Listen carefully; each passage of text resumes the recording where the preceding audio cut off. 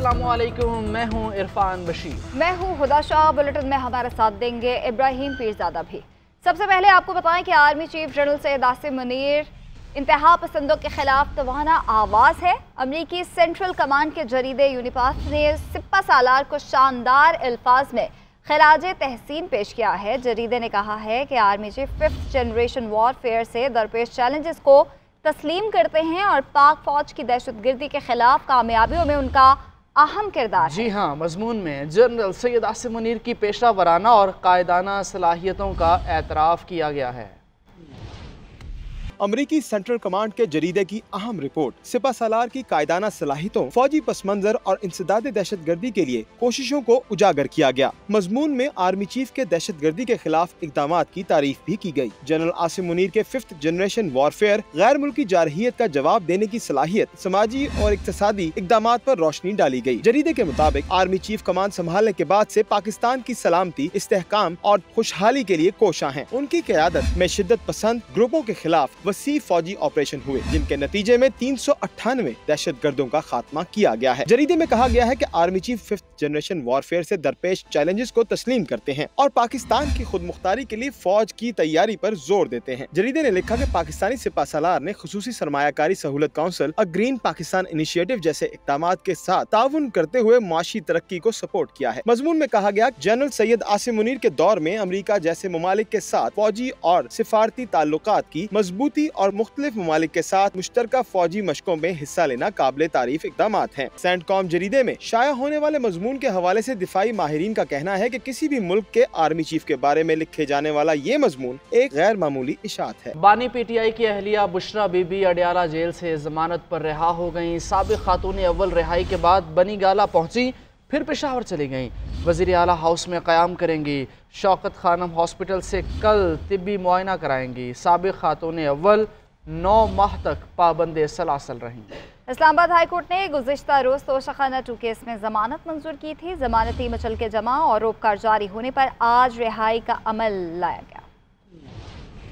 इस्लामाबाद में स्पेशल जज सेंट्रल ने तोशाखाना 2 केस में बुशरा बीबी की रिहाई की रूपकार जारी करते हुए उन्हें रिहा करने का हुक्म दिया। इंतजामिया ने रूपकार मसूल होने के बाद कानूनी कार्रवाई मुकम्मल की। बुशरा बीबी को जेल से सख्त सिक्योरिटी में सफेद रंग की लैंड क्रूजर में बनी गाला पहुंचाया गया। साबिक खातून अव्वल ने बनी गाला से पहले लाहौर जाने का प्लान बनाया, जिसे बाद में क़यादत के मशवरे पर तब्दील कर लिया। बुशरा बीबी मोटरवे के जरिए पेशावर पहुंची, जहाँ उन्हें प्रोटोकॉल में CM हाउस पहुंचाया गया। बुशरा बीबी की रिहाइश वज़ीर आला हाउस के नेक्सी में होगी। बानी पीटीआई की अहलिया का कल शौकत खानम अस्पताल में तिब्बी मुआयना किया जाएगा। गुज़श्ता रोज इस्लामाबाद हाई कोर्ट ने नए तोशाखाना केस में बुशरा बीबी की दरख्वास्त से जमानत मंजूर की, लेकिन सीनियर स्पेशल जज सेंट्रल शाहरुख अर्जुमन की अदम दस्तयाबी और स्पेशल जज सेंट्रल नंबर 2 हमाद दिलावर की रुखसत के बायस बुशरा बीबी की रिहाई की रूपकार जारी न हो सकी। पीटीआई वकला मचल के जमा कराने के लिए अदालतों के चक्कर लगाते रहे। इस्लामाबाद हाई कोर्ट ने बुशरा बीबी की तोशाखाना केस में सजा मुअत्तल कर दी थी, जिसके बाद उन्हें तोशाखाना 2 में दोबारा गिरफ्तार किया गया था।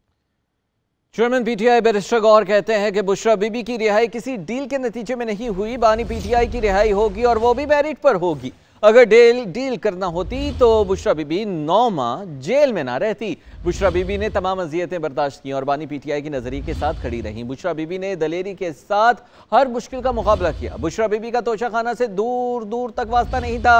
बानी पीटीआई पर दबाव डालने के लिए बुशरा बीबी को गिरफ्तार किया गया। हम बानी पीटीआई की हिदायत के मुताबिक आगे बढ़ रहे हैं। तहरीक इंसाफ में कोई फॉरवर्ड ब्लॉक नहीं है।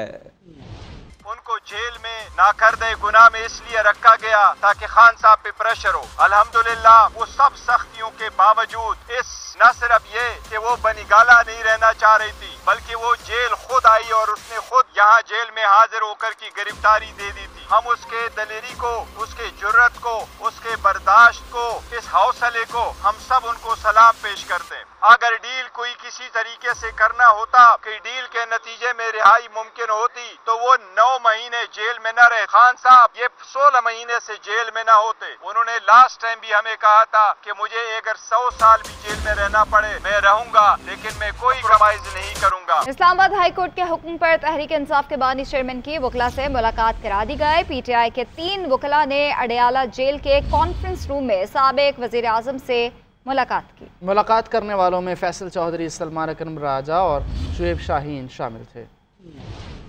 साबिक वजीर आजम की वकला से मुलाकात न कराने पर तौहीन अदालत का केस। इस्लामाबाद हाईकोर्ट के जस्टिस सरदार इसहाक खान के हुक्म पर पीटीआई वकला की बानी तहरीक इंसाफ से मुलाकात कराई गई। अडियाला जेल में मुलाकात करने वालों में एडवोकेट फैसल चौधरी, सलमान अकरम राजा और शुएब शाहीन शामिल थे। मुलाकात के बाद एडवोकेट फैसल चौधरी ने मीडिया से गुफ्तगू में कहा कि बानी पीटीआई ने आईनी तरमीम पर अफसोस का इजहार किया है। इन्होंने आईनी तरमीम को अदलिया पर हमला करार दिया। खान साहब ने जो तरमीम पास हुई है उनके ऊपर बहुत अफसोस का इजहार किया है और उन्होंने कहा है कि इस मुल्क से जमहूरियत खत्म कर दी गई है और रूल ऑफ लॉ के बगैर जमहूरियत नहीं होती। तमाम मुसीबतों के बावजूद उन्होंने कौम को अपने हकूक के लड़ने का जो है पैगाम दिया। दौरान समाअत जस्टिस सरदार इसहाक खान ने रिमार्क्स दिए कि बताएं बानी पीटीआई को मुलाकात के लिए क्यों पेश नहीं कर सके, जिस पर स्टेट काउंसिल ने बताया कि अदालत की समाअतें नहीं हो रही थी, इसलिए इनकी मुलाकात नहीं कराई गई। जस्टिस सरदार एजाज इसहाक खान ने कहा कि हुकूमत के एक नोटिफिकेशन से इंसाफ की फराहमी का अमल रोक सकती है। मुअज़्ज़िज़ जज ने सुप्रीडेंट अडियाला जेल को बानी पीटीआई की वकला से मुलाकात कराने का हुक्म दिया। कहा, मुझे पता है आप मेरे हुक्म पर अमल दरामद नहीं करेंगे। इस्लामाबाद हाई कोर्ट ने वजारत दाखिला के जॉइंट सेक्रेटरी को भी रिकॉर्ड की हमरा तलब किया, जबकि अटॉर्नी जनरल ऑफिस को अदालती मुआवनत के लिए नोटिस भेजा गया।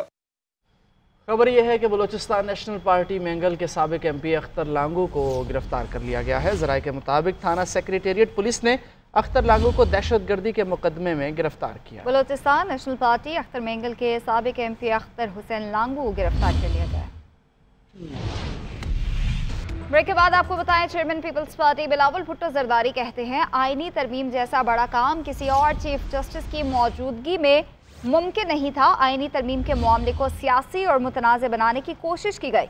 एक मखसूस लॉबी ने इस अमल और चीफ जस्टिस काजी फाइज ईसा को मुतनाज़ बनाने की कोशिश की। लोगों ने काले साहब के तस्वुर को मिलिट्री कोर्ट से जोड़ दिया। मौलाना फजलुर रहमान और अपोजिशन के बगैर भी नंबर्स पूरे थे। अगर मिसाक़ जमहूरियत का वादा पूरा करना था तो जोर ज़बरदस्ती का वोट नहीं लेना था। चीफ जस्टिस काजी फाइज ईसा को जस्टिस मंसूर अली शाह का खत में लिखा कि लोग हमारे अमाल देख रहे हैं, तारीख मुआफ नहीं करेगी। जस्टिस मंसूर अली शाह ने कहा, तरमीमी ऑर्डिनेंस पर फुल कोर्ट बैठने तक खुसूसी बेंच का हिस्सा नहीं बनूंगा। उन्होंने अपने खत में सर थॉमस मोरे का कौल भी नकल किया। जस्टिस मंसूर अली शाह की जानिब से 23 अक्टूबर को खत लिखा गया। खत चीफ जस्टिस को बतौर सरबराह प्रैक्टिस एंड प्रोसीजर कमेटी लिखा गया। सुप्रीम कोर्ट के सीनियर जज जस्टिस मंसूर अली शाह का चीफ जस्टिस काजी फाइज ईसा को खत, मखसूस बेंच में बैठने से माजरत। जस्टिस मंसूर अली शाह ने चीफ जस्टिस काजी फाइज ईसा को नया खत 23 अक्टूबर को लिखा। खत में जस्टिस मंसूर अली शाह ने खुसूसी बेंच में बैठने से इनकार करते हुए कहा कि पहले भी लिखा था, तरमीमी ऑर्डिनेंस पर फुल कोर्ट बैठने तक खुसूसी बेंचेस का हिस्सा नहीं बनूंगा। जस्टिस मंसूर अली शाह का कहना है कि हम इक्तदार में रहते हुए अक्सर भूल जाते हैं कि इस मुल्क के लोग हमारे अमाल को देख रहे हैं, तारीख कभी माफ नहीं करती। जस्टिस मंसूर अली शाह के खत में सर थॉमस मोरे का कौल का हवाला भी दिया गया है। उन्होंने कहा कि सर थॉमस मोरे कहते हैं, जब सियासतदान अपने अवामी फराइज की खातिर अपने जाती जमीर को तर्क कर देते हैं तो वो अपने मुल्क की तबाही की जाने मुख्तसर रास्ते पर रहनुमाई करते हैं। खत चीफ जस्टिस को बतौर सरबराह प्रैक्टिस एंड प्रोसीजर कमेटी लिखा गया है। चीफ जस्टिस काजी फाइज ईसा ने आखिरी वर्किंग डे में 4 मुकदमात के फैसले किए। वकील फारूक मलिक ने चीफ जस्टिस से मुखातिब होकर कहा, सर आज आपका आखिरी दिन है, आपके लिए नेक ख्वाहिशात का इजहार करता हूँ। चीफ जस्टिस ने जवाब दिया कि जिंदगी रही तो कल आपसे मुलाकात होगी। चीफ जस्टिस काजी फाइज ईसा जुम्मे को चैम्बर वर्क करेंगे। सुबह 10:30 बजे चीफ जस्टिस के एजाज में फुल कोर्ट रेफरेंस होगा। नामजद chief justice Yahya Afridi chief justice Qazi Faez Isa के एजाज में ज़ोहराना देंगे।